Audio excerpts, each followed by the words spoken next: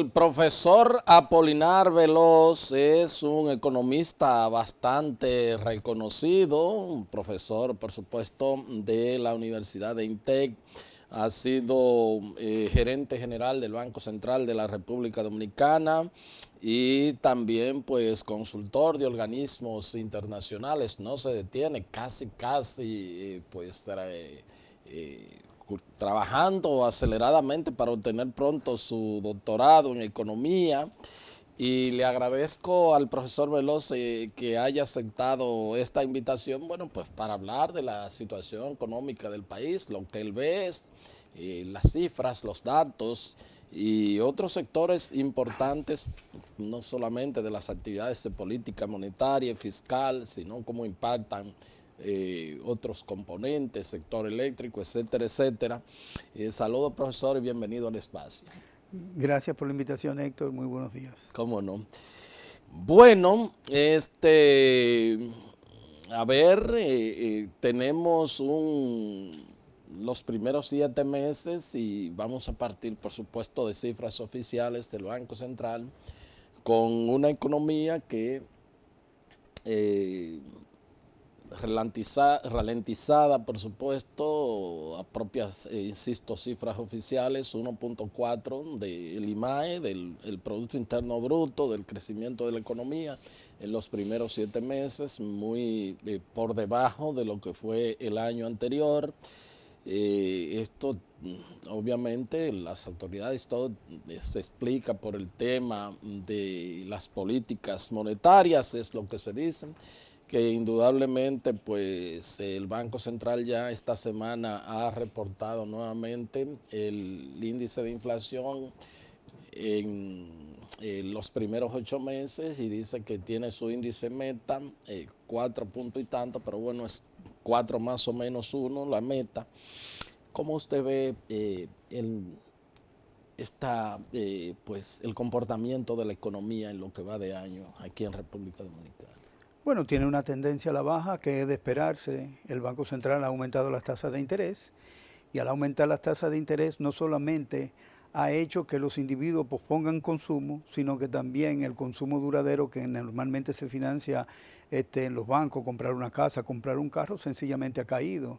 Hay que recordar que el consumo representa aproximadamente un 87% del producto y si esa variable cae, pues evidentemente que debe caer la demanda agregada y por tanto la respuesta de la producción debe ser a la baja. Pero además de eso, la inversión ha sido lastimada por ese incremento de las tasas de interés. Ha incrementado el costo de la inversión y conjuntamente la caída de la inversión con el consumo, que son la mayoría, casi más del 90% del producto, pues evidentemente tiene que tener una caída en la economía dominicana. No ha habido ningún reporte, digamos, importante de la estructura del empleo. Normalmente el líder de empleo, o sea, no el sector turismo, no, el líder de empleo en la República Dominicana es el sector informal. Ese sector que normalmente es el que tiene la mayor participación en la creación de empleo de la economía dominicana, no así la economía formal. Incluso hace poco que hubo una denuncia que alrededor de casi 190,000 personas trabajan en las empresas privadas, pero que no son declaradas a la seguridad social. Entonces, desde ese punto de vista, lo que tenemos es la informalidad. Los que hablan de transparencia y los que hablan de formalizar el mercado de trabajo son los que informalizan el mercado de trabajo también. Entonces, evidentemente que esos son, digamos, datos que conducen necesariamente a pensar que la consistencia de la política monetaria con el crecimiento económico es esa. O sea, se ha hecho una política económica supuestamente para bajar la inflación, reduciendo el nivel de actividad de la economía dominicana. Y probablemente, aunque no lo digan o digan lo contrario, ha habido cierto aumento de los niveles de pobreza en razón de aquí se dice el PIB per cápita, pero no es el PIB per cápita porque el PIB no es de todo el mundo, lo que es de todo el mundo es el ingreso. Entonces aquí no calculan el ingreso, el Banco Central no calcula el ingreso y el ingreso nacional de este país es menor que el Producto Interno Bruto por 2 razones. Primero, porque la balanza corriente de la balanza de pago es negativa, ¿no?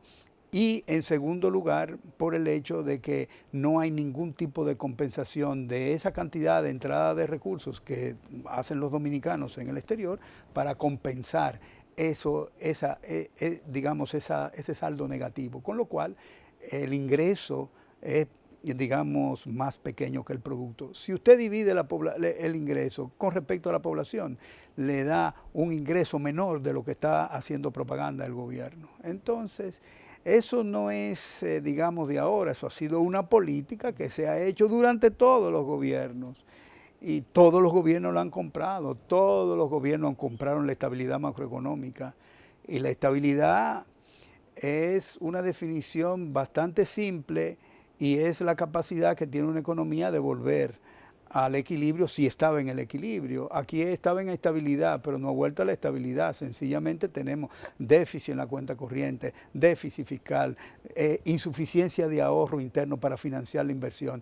Esta economía sobrevive fundamentalmente por los préstamos y hoy se acaba de decir que el gobierno está colocando todavía más préstamos. O sea que no hay, como dicen las autoridades, una economía robusta. Dicen, bueno, agencia calificadora de riesgo, Fondo Monetario Internacional, nos elogian por el manejo, nos bajan la calificación de riesgo país, nuestra deuda es muy apetecible, vamos a colocar a los mercados de capitales un porcentaje y nos piden 10%, hasta 10 veces más. 9.75 fue la colocación de ahora.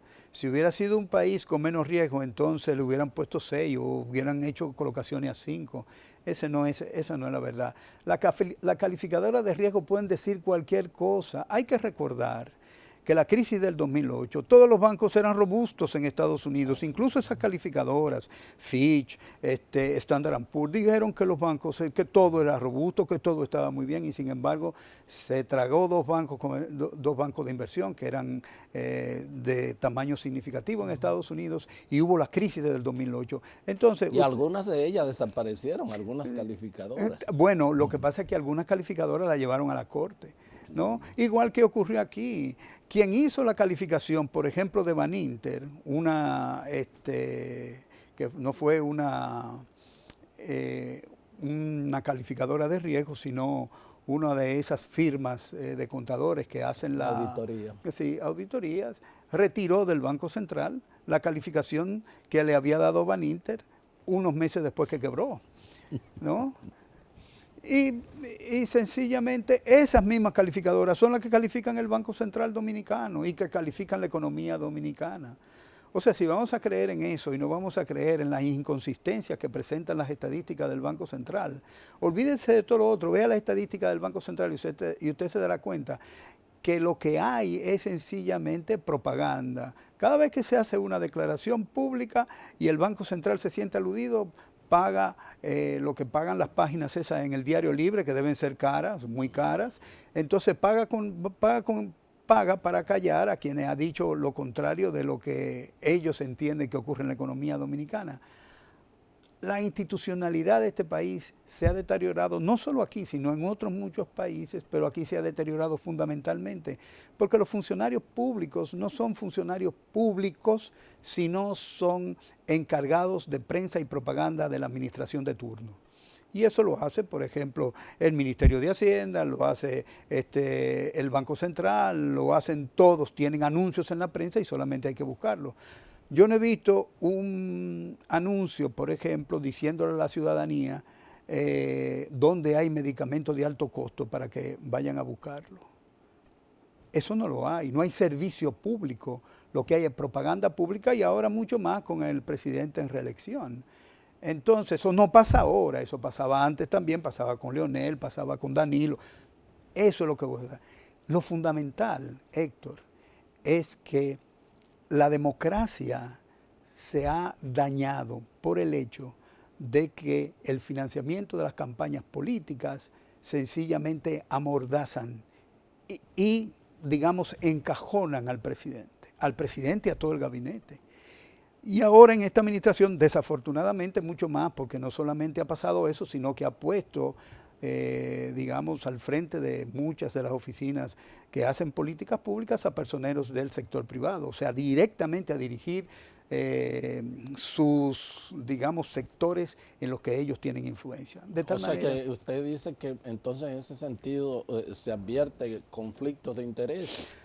Pero un conflicto de interés que es no solamente entre ese funcionario y el sector que ellos representaban en el que están, no es ese, sino que, por ejemplo, en el Congreso no tenemos representantes de la ciudadanía, tenemos representantes de los riferos, tenemos representantes de los narcotraficantes, tenemos representantes de las familias más importantes y no tenemos quienes nos representen a nosotros. ¿Dónde están las quejas que tienen los ciudadanos que han sido conocidas en el Congreso Dominicano? Ninguna, ninguna. Es desafortunadamente menos que un sello gomígrafo el Congreso de este país en este momento. ¿Cómo no? Dice un colega suyo de la misma universidad, que es el ministro de Economía, Pavel Issa, un estudio que se presentó donde pues hablaba de una reducción, creo que de 3 puntos, una disminución de la pobreza monetaria.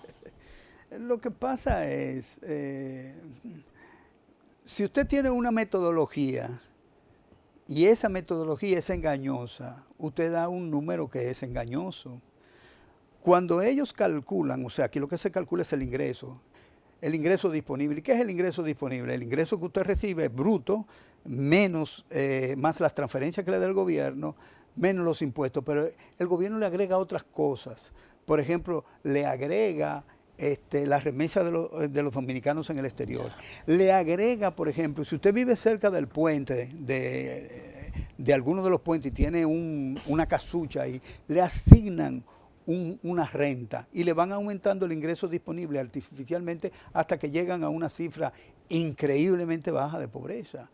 Cuando aquí comiencen a medirse la pobreza por el ingreso que usted percibe en su trabajo, entonces ese es el verdadero nivel de pobreza. No me invente con las transferencias públicas. Las transferencias públicas sencillamente son una ayuda muy importante para el sector privado. Parece contradictorio, pero sí lo es, por el hecho de que ellos lo que están haciendo es resolviendo el problema de la pobreza en lugar de pagar un salario que sea igual al aporte que tiene el trabajador en su empresa. Tal y como dicen los neoclásicos, que es, digamos, no hay buenos economistas neoclásicos en el gobierno, pero ellos son neoclásicos, neoliberales todos. Los neoliberales dicen que el salario real debe ser igual a la productividad marginal. Sin embargo, aquí la productividad marginal, ¿no?, del trabajo es 75% mayor que el salario real. Y ese es un estudio que hizo el Fondo Monetario Internacional y se lo publica. Y de eso no quieren saber, de eso no hablan. Entonces, cada vez que el gobierno da una transferencia es para aliviar justamente el desequilibrio fundamental que existe en el pago del salario. Y eso es grave. Entonces, estamos hablando de aumento salarial ¿desde cuándo? Aquí tenemos un retraso en el aumento de los salarios enorme. ¿Y eso en beneficio de quién van? Primero... Creo que lo dijo esta semana recién concluida un funcionario de la OIT que estuvo aquí en el país. Sí, pero eso no pasa aquí, eso pasa en todos lados, porque si hay inflación, la inflación no es fundamentalmente por problemas de exceso de demanda, porque aquí la gente gana muy poco. Es un problema de corrección permanente de la ganancia, porque eso no se quiere decir. En el precio de venta se suman los costos más una tasa de ganancia. Y siempre quieren decir que el responsable es el salario, pero el salario tiene años que no se revisa. ¿Cómo no? A propósito del tema de la inflación, vamos, obviamente eso va relacionado también con los niveles de ingreso de la población. Banco Central dice, bueno, hemos bajado, estamos en inflación meta, estamos bien en ese sentido, etcétera, etcétera, etcétera. Cada vez que se manda, yo tengo por ejemplo un equipo de prensa aquí, lo mando a un mercado, lo mando a un supermercado, hacia afuera, a los colmados, y cuando le preguntamos a vendedores y sobre todo a los consumidores, dicen todo está caro, todo está subiendo, todo está caro. Ese pues desfase que hay entre lo que dicen las autoridades monetarias de que tenemos inflación controlada, tenemos, y lo que dice la gente, y los propios vendedores, los propios colmaderos, y dicen, sí, aumentó esto y aumentó el otro. ¿Cómo podemos entender eso? Mira, Héctor, hay una diferencia entre lo que es la meta del Banco Central, que es medir cómo cambia el índice de precios. Y el IPC. El IPC. Bueno, ese IPC puede ser lo que tú quieras. Una canasta muy amplia. No, lo que tú quieras. Ahora, lo importante es el índice en sí, porque ese índice es el que tú utilizas para deflactar tu ingreso. Cuando tú tomas el índice del Banco Central y dice que es 143, 150, tú agarras y tú divides tus 10,000 pesos por 1.50 y eso te da lo que tú pierdes. Entonces, no es la inflación, es lo que la gente no puede comprar, lo más importante. O sea, no importa que sea 4, 3, 5, 10, 15, no importa.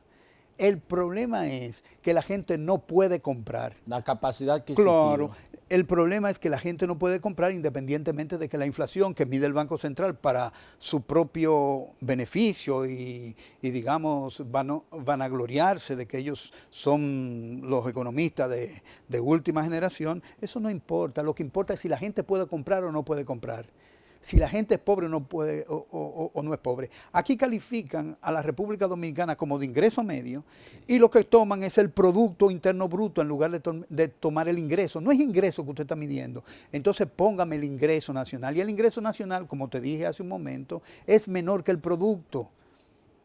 Entonces, si es menor que el producto, la cantidad de dinero que recibe cada dominicano, asumiendo que se distribuye igualitariamente para todos, que es un supuesto muy fuerte, sencillamente te dice que nosotros estamos por debajo de la cifra que dicen las autoridades dominicanas de la administración pasada, de todas las administraciones, porque lo que han hecho es propaganda con a partir de esta gobernación es la que más daño le ha hecho a la institucionalidad del Banco Central. Porque sencillamente ha usado la cifra del Banco Central no solamente para proponerse como como el gobernador más brillante de todos los tiempos, sino también para vender políticamente un producto que es un producto resultado de la mentira que habla el Banco Central con respecto a sus cifras. Entonces, ese es el problema. Se desinstitucionaliza y pierde credibilidad una institución fundamental.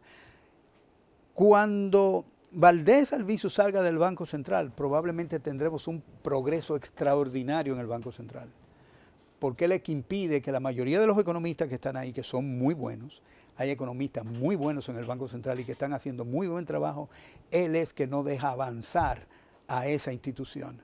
Cuando esa institución avance, justamente cuando haya algún individuo, como me dijo alguna vez un político que fue presidente, justamente del PLD, me dijo, yo no quiero que se me dañe la economía, yo lo voy a dejar ahí, ¿no? Bueno, entonces, y los sectores económicos, de hecho, también la permanencia de él aquí en este gobierno, evidentemente se estuvo en pandemia, pero está bien rankeado ante los organismos internacionales y ante los sectores económicos de aquí, y se tiene, bueno, como una especie de lo que fue Alan Greenspan antes de que... Bueno, Alan Greenspan fue el que generó la crisis del 2008. Pero usted sabe que era antes de la crisis, obviamente usted sabe que Alan Greenspan era como una especie de un ícono. No, pero un ícono hasta que dejó la posición. Y lo que creó fue una crisis, la del 2008. Como cuando se fue Héctor Valdés, dejó armada la crisis de Baninter. En el 99, Aristóbulo de Juan le había recomendado que cerrara el banco. Y cuando se dio cuenta, se lo repitió en el 98 y no hizo nada. O sea, que si hay responsabilidad en que ese banco siguiera funcionando cuando no podía hacerlo por la supervisión que era responsabilidad del Banco Central, es responsabilidad de Héctor Valdés. No es responsabilidad de otra gente.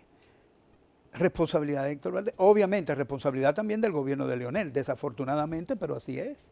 Entonces, mira, Héctor, el problema que nosotros, las economías que tienen democráticas y que tienen el capitalismo como su forma de expresión económica, tienen el grave problema, no aquí, en todas partes, porque en Estados Unidos hay un ex ministro de Trabajo que publicó un libro que se llama Salvando el Capitalismo, que se llama Robert Reich, que sencillamente establece que él, tratando de hacer políticas económicas para favorecer a la clase trabajadora de Estados Unidos, siempre se la bloquearon. ¿Y quiénes se la bloquearon? Los lobistas.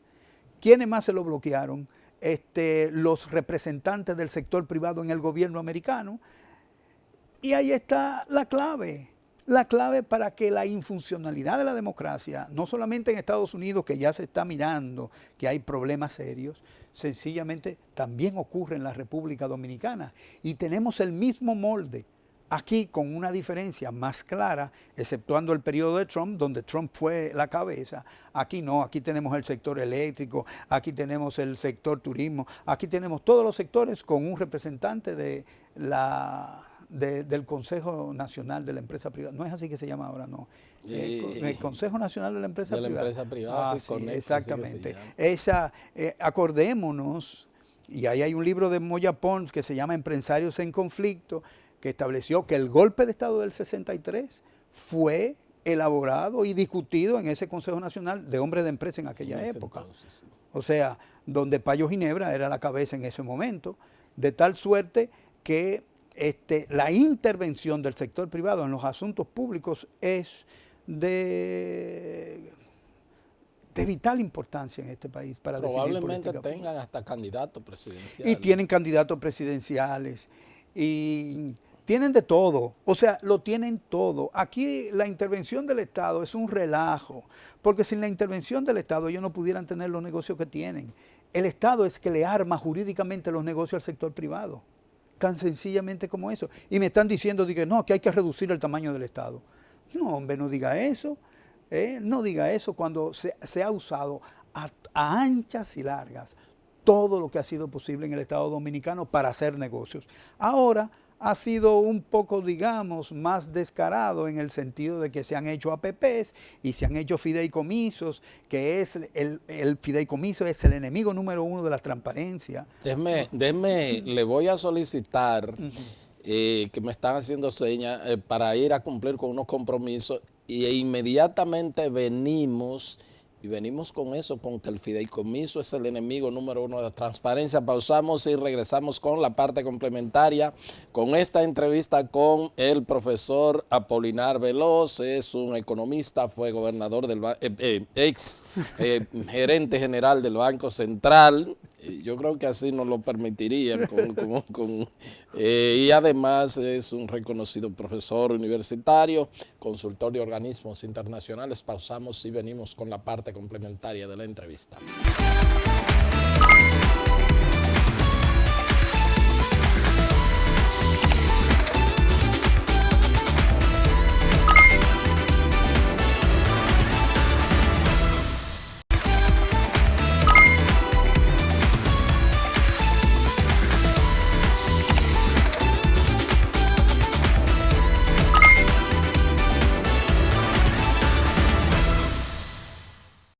Bien, continuamos con esta entrevista con el economista Apolinar Veloz.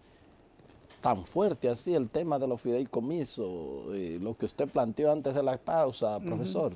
Mira, eso no lo digo yo porque yo no soy abogado, pero tuve la fortuna de leer un libro de Catarina Pistor, una abogada de la Universidad de Harvard, que aquí le gusta mucho la Universidad de Harvard. Que escribió un libro que se llamaba El Código del Capital. Y en ese libro, en el capítulo 2, describe muy bien lo que es la figura jurídica del fideicomiso. Y el fideicomiso, el único propósito es esconder los activos que tiene una determinada persona del resto, incluyendo la justicia. Incluyendo la justicia. O sea, y obviamente nadie puede ir detrás de esos activos. Supongamos que tú tienes una empresa, la pusiste en el fideicomiso, tú quebraste y tus activos no sufren, nadie puede llegar ahí. Entonces es una figura maravillosa para la corrupción dominicana. ¿Y cuándo son los activos públicos? Cuando son los activos públicos es que no hay, el fideicomiso es una figura de derecho privado, no es una derecha de derecho público. Aquí es que se han inventado cualquier cosa porque lo que quieren hacer es justamente esconder. Por eso cuando me hablan de transparencia me río, cuando lo que están haciendo es esconder. Y de la misma manera pasa con los PPPs, o sea, con las alianzas público-privadas.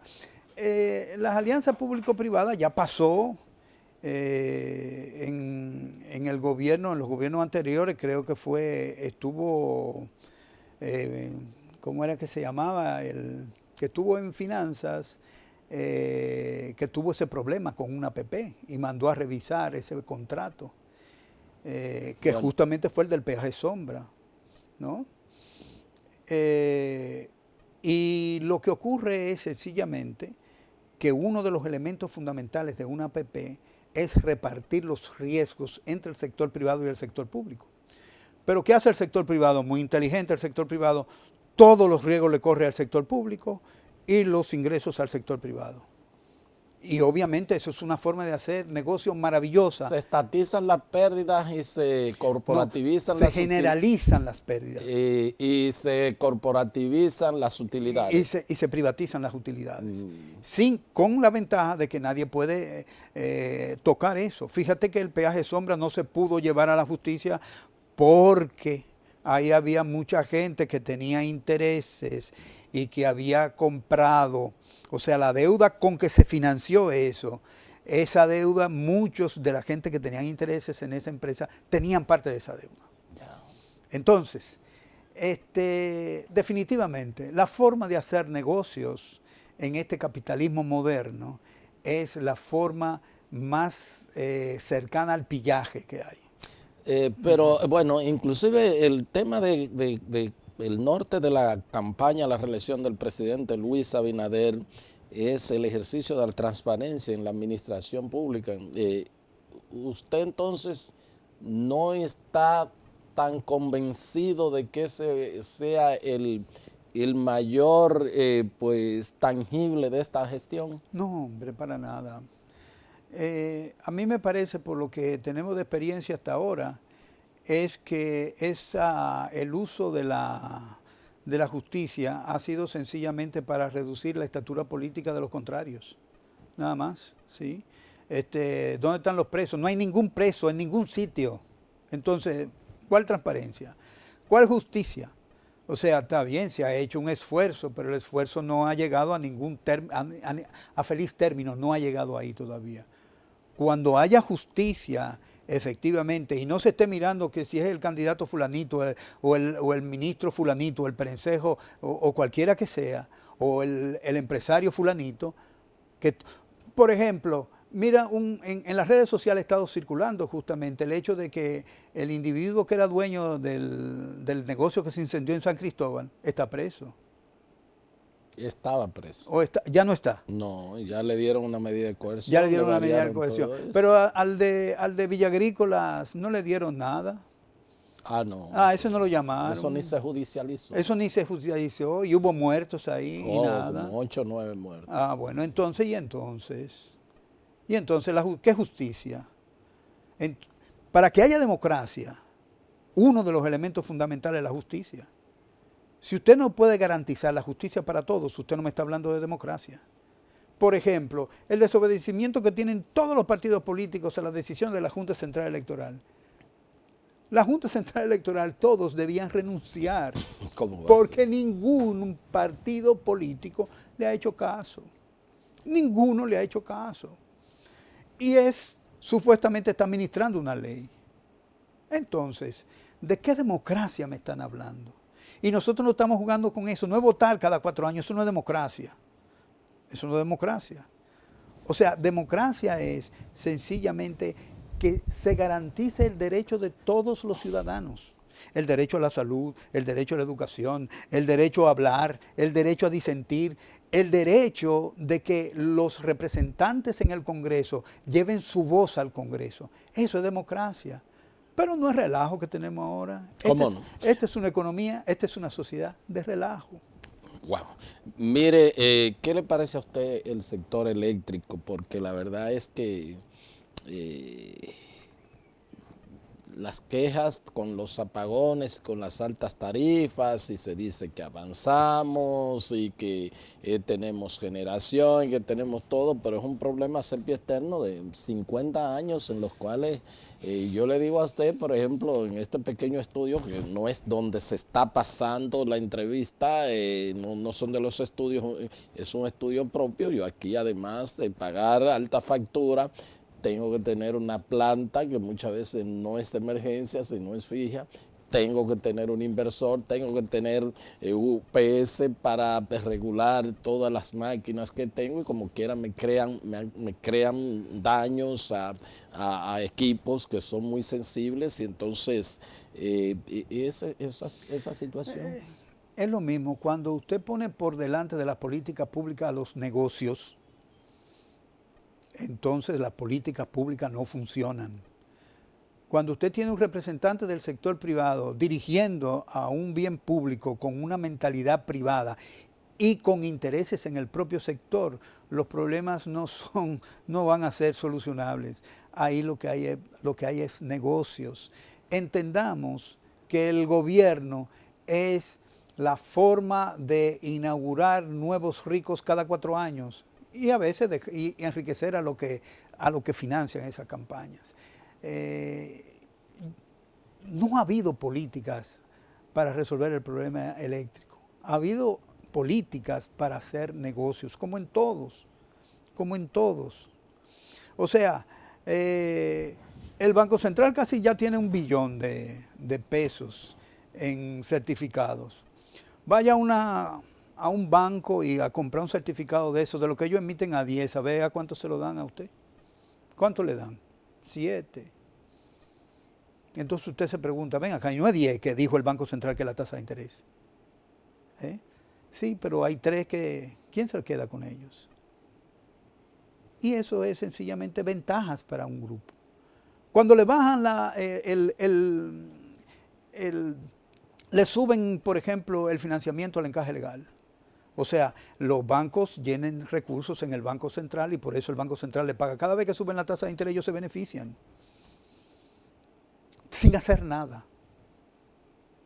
¿Está bien? Entonces, las políticas públicas han servido para estimular el apetito de negocios del sector privado y obviamente acompañados por un conjunto de políticos que también se han beneficiado de eso. Entonces, tenemos que comenzar a ver la sociedad y su funcionamiento, no solamente económico, sino también social y político, de una perspectiva distinta. Y la perspectiva distinta es de que el gobierno es para hacer políticas públicas que le convengan y le beneficien a toda la sociedad. Yo no estoy diciendo que a la gente que hace negocios, los que hacen negocios ilícitos, sí, yo estoy de acuerdo que sean procesados, juzgados y procesados. Pero los inversionistas, la gente que invierte para sus negocios, los que, ¿verdad? Tienen que tener rentabilidad, obviamente. Rentabilidad. Que lo hacen en buena ley. Sí, o sea, rentabilidad. Usted no se opone a eso, ¿verdad? No, yo lo que me opongo es, por ejemplo, que a pensiones, la gente que está en el negocio de pensiones hace sus ingresos ahora. Todos los años ellos dicen que tienen 26,000 millones de pesos de ganancia. Ellos están cobrando ahora. Y el infeliz que tiene que trabajar 30 años consecutivos para producir 360 cotizaciones, las recibe al cabo de 30 años. Después de haber pasado toda la inflación. Y lo que va a recibir no le va a dar ni siquiera para comprar la Justamente. medicina. Entonces, ¿de qué beneficio me están hablando? Entonces, ¿qué hizo el gobierno? El gobierno hizo una ley que le permitió a ese sector privado tener la capacidad de hacer esos negocios y sencillamente exprimir a los trabajadores dominicanos y a los empleados dominicanos para ellos tener jugosos beneficios en el presente. Y los demás van a recibir una chilata en el futuro que no le va a servir, dada la acumulación de la inflación que van a tener en ese momento. Entonces, esa política pública fue errónea. Nos montamos en el carrito del neoliberal y mire dónde estamos. ¿Cómo no? Hablemos un poquito del tema de la deuda. Dice el gobierno que como porcentaje del PIB la ha reducido. Dicen los opositores, bueno, ha cogido cerca de 26.000 millones. Se habla también que el gobierno tiene una gran cantidad de dinero producto de esos préstamos ahí como represado, haciendo tesorería. Tanto tiene una parte en Banco Central, otro en el Banco del Estado, eso es lo que dicen. Y bueno, pues si vemos la deuda como porcentaje del PIB, quizá en algún momento pueda bajar. La preocupación sería el pago de los intereses con respecto a las recaudaciones. ¿Cómo ve usted este aspecto? Mira, lo que pasa es que la política fiscal anda sin, por, vamos a decir lo que le entiende la gente, manga por hombros. Lo que le interesa al ministro de Hacienda es que le den una calificación inservible desde mi punto de vista de una calificadora de riesgo, que él puede seguir tomando prestado. Lo que es la esencia de la política fiscal, él no ha hecho ningún tipo de referencia a la esencia de la política fiscal. El problema de la política fiscal es que hay un crecimiento tan grande del gasto que los ingresos no pueden financiarlo. Y él, obviamente, que debía plantear y que debía haberlo dicho hace mucho tiempo, una reforma fiscal que efectivamente reduzca todos aquellos elementos que son distracciones de recursos del gobierno central. Las exenciones fiscales que tienen más de 50 años, eso debe volar. Si usted no ha sido, no ha logrado ser competitivo en 50 años, oye, retírese. Tenga la vergüenza de retirarse. Bueno, turismo y zona franca tienen exenciones de toda la vida. Sí, entonces estamos hablando de 500.000 millones de pesos al año. Entonces, si estamos hablando de 500.000 millones de pesos, ahí yo soluciono el problema del déficit fiscal, obviamente teniendo que tener un presupuesto de mediano plazo que no lo tiene, porque aquí el Poder Ejecutivo se inventa los proyectos y de repente le manda un proyecto y ahí hay dinero que no estaba presupuestado. Este gobierno y los anteriores vivían de crear cosas. No está presupuestado ninguna obra que sea de mediano plazo. Y fíjense que las obras de mediano plazo que comenzaron con un determinado precio terminaron con el triple del precio, de tal manera que no hubo presupuesto para eso. Entonces, hasta que usted no defina, digamos, desde el punto de vista de una política de desarrollo para dónde va, y que tenga definido en el presupuesto los proyectos que apoyan esa política, y que esa ejecución de esos proyectos pueda evaluarse cada año, ¿no? Y pueda evaluarse también en el mediano plazo, usted no va a tener un presupuesto que sirva. Yo digo siempre que ese presupuesto que está ahí sirve menos que una lista de compra de una ama de casa. Porque la ama de casa, con el poco dinero que tiene, sabe exactamente qué comprar para satisfacer las necesidades del hogar. Sin embargo, el presupuesto público no sirve para garantizar que el financiamiento de las obras que son fundamentales para el desarrollo de este país se puedan financiar sin ningún tipo de apremio financiero. Aquí siempre hay, todos los años hay que buscar prestado, todos los años hay que hacer un presupuesto complementario.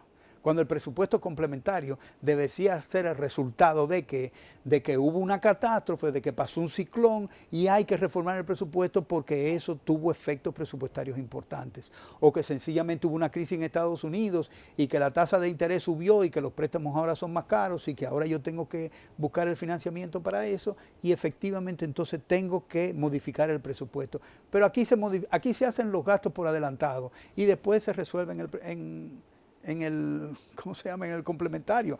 Lo han hecho todos los gobiernos, Leonel, Danilo y también, todos lo resuelven allá. Entonces ese presupuesto que hacen anualmente es inservible, eso es para sencillamente cumplir con un requisito que la Constitución establece y punto. Pero ese presupuesto no es presupuesto, si vamos a juzgarlo desde un punto de vista serio. Eso no es presupuesto, eso es otra cosa. ¿Cómo no? Entonces usted no entiende que aquí hay una política fiscal. Ese es un tema también que yo he conversado con representantes de las pymes y uno lo siente, por ejemplo, pago de anticipos, de ITEVIS por adelantados y todo eso, que para ese sector de la micro, pequeña y mediana empresa es además de una complejidad de la tributación.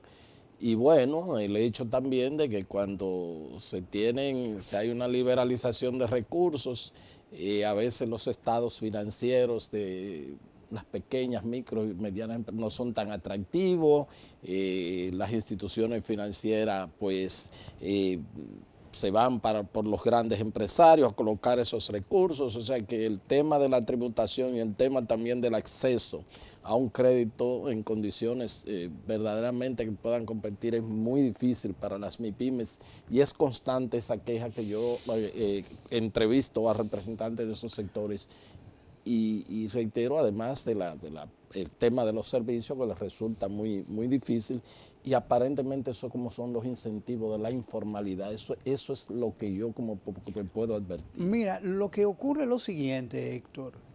El 43%, según un estudio de DGI del año 2017, no conozco uno más reciente, establece la evasión de 43%. Ahora, ¿quién es el responsable de pagar el ITV ante la DGI? ¿El consumidor? No. Es a quien usted le compró que usted le pague el ITV. ¿Quién lo evade entonces? Pero no solamente eso. El 60% del impuesto sobre la renta de personas físicas se evade también. Justamente por eso surgió el anticipo. Porque la evasión es tan grande que de la única manera que se ha podido detener en alguna medida, haciendo daño a esos sectores, como bien tú planteas, es justamente fue a través del anticipo. Porque si no, la mayoría de los recursos se le van de la mano. No tenemos una, digamos, experiencia agradable de pagar impuestos en este país. Sobre todo cuando uno ve lo que los políticos hacen con el presupuesto público. Desde que uno ve eso, uno se niega a pagar impuestos. Pero lo cierto es que si el gobierno cambiara lo que es la forma de hacer políticas públicas, fundamentalmente con el presupuesto, y que la gente entendiera que sus recursos están no solamente bien utilizados, sino que además reciben servicios por esos recursos que ellos pagan en impuesto al Estado, probablemente la gente estaría más dispuesta a pagarlos, y ese es el problema. ¿Cómo no? Bueno, profesor, pues le agradezco. Ojalá que en la próxima entrevista que podamos tener, pudiésemos decir cosas mucho más agradables y mucho más, ¿verdad?, de avances y de todas estas cosas así. No, si pudiéramos decir eso, entonces lo que yo he dicho aquí se puede resolver así en un santiamén, y creo que no. Es un proceso largo, Héctor. Pero podemos comenzar a hacer cosas sí, que entonces podamos reconociendo, ¿verdad? Sí, ciertamente. Por ejemplo, ese alto gasto tributario que hay aquí, histórico, ¿verdad? Y que, bueno, pues, nada, y insisto, por lo que he podido recoger el tema de el castigo de las MIPYMES, donde descansa todo y obviamente no tiene ninguna exención, ninguna exoneración, nada. Entonces, no, pues, por eso es que hay una migración a la informalidad más pronunciada. Porque eso es los negocios son para ellos nada más. Muchas gracias, profesor. Gracias a ustedes por haber estado con nosotros, y será pues hasta otra entrega de su programa de Agenda. Hasta entonces.